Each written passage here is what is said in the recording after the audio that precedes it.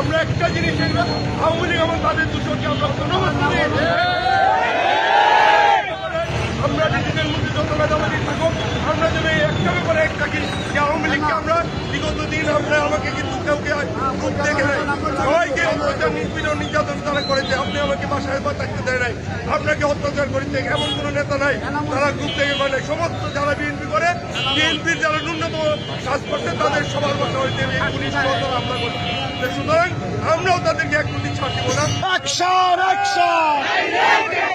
আওয়ামী লীগের বিরুদ্ধে, যুবলীগের বিরুদ্ধে অঙ্গ সংগঠনের সাথে আমরা জেলা বিএনপি একসাথে থাকবো। যখন যেখানে প্রয়োজনে আপনারা আমাদেরকে ডাকবেন আমরা উপস্থিত হবো।